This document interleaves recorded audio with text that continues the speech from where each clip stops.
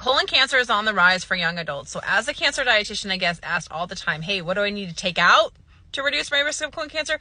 What do I need to add in? I'm going to take you through all the up-to-date ways that you can do that right now. It's also important to note that colon cancer is the third most common cancer in the United States. So it's so important that you take control of things that you can control, which is nutrition and lifestyle. And I'm going to take you through all those. And if you want more support, make sure you link in my bio to apply to one-on-one coaching. So first off, let's go through the things that you have to take out. There's only two things that you have to take out to reduce your colon cancer risk are alcohol and processed meats. These are actually the only two foods for any type of cancer. They're just also, tightly connected to colon cancer, but these are actually the only two. So if you're, wanting to reduce risk of any cancers and you're worried about which foods are, increasing your risk, it's only alcohol and processed meat. So alcohol will increase the risk of breast cancer, colon cancer, liver, mouth, throat, esophageal cancer, and then processed meats increase the risk of colon cancer. Processed meats are going to be those pre-cooked meats in the store, like hot dog, bacon, deli meats, things like that. So you want to make sure to get raw meats, bring them home, cook them. Canned meats are processed, but they're not considered a processed meat that will increase your risk of colon cancer. And then rotisserie chicken, that's also going to be safe. When it comes to red meats, you just don't want to go beyond 18 ounces a week. Okay, after 18 ounces a week of red meat, which is like beef, lamb, or pork, for example, is going to increase your risk of colon cancer. So just don't go beyond 18 ounces a week for red meats, which you probably aren't, and then you're going to be fine. You obviously want to take out tobacco and then also lowering your overall body fat tissue, just having a healthy level of body fat. So not necessarily needing to move the scale, okay? And I know a lot of my female clients and a lot of women are worried about that scale number when, trying to lose weight, but any amount of lowering your body fat tissue, maybe through exercising, building muscle, maybe the scale's not moving, but the muscle's going up. Now you're reducing your risk of colon cancer.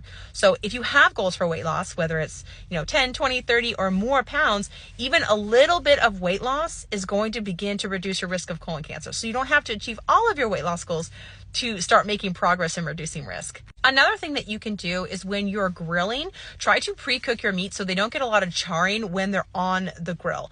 Okay, so when you grill meats, and this doesn't include veggies, this is just meats, the proteins within animal proteins will break down into polycyclic aromatic hydrocarbons and heterocyclic amines. These are two byproducts that are carcinogenic that can increase your risk of colon cancer. So try to reduce grilling or not grill or pre-cook your meat so then they're ended up on that grill for a very short period of time. This does not include starches. So like burnt toast, or maybe you grew up with like burnt banana bread and you like that now, which is fine. Or like s'mores in the summer, you're like, I'm burning my marshmallows. Am I increasing my colon cancer risk? No. Okay, so this just has to do with that charring from the grill. It just has to do with the animal proteins, not the starches. One really cool thing that you wouldn't have probably thought of that helps to reduce colon cancer risk is actually consume dairy. It's the amazing vitamin D in those dairy products. It helps to reduce your colon cancer risk. So many people think that dairy causes inflammation or it'll even increase your cancer risk, and it doesn't. It lowers it. So consume dairy. Choose lean dairy, like 1 to 2%. Next up is following a high fiber diet, 30 grams of fiber a day. And before you come to me in the comments like, oh my gosh, it's so hard to get to that, it's really not. A cup of raspberries has 8 grams of fiber.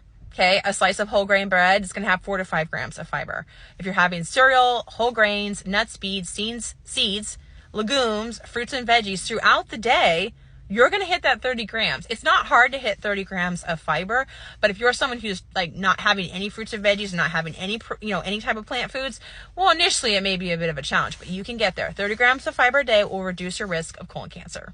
So along those lines, you want to choose more whole grains. When you go for like breads or pasta or rice, try to always choose like the brown rice or whole grain. They're going to have more fiber, which will help you get to that number and reduce colon cancer risk. Next one up is to exercise. If you want to reduce your colon cancer risk, I want you exercising 150 minutes of moderate physical activity a week. Okay, so moderate physical activity is where it's difficult to hold a conversation during that workout.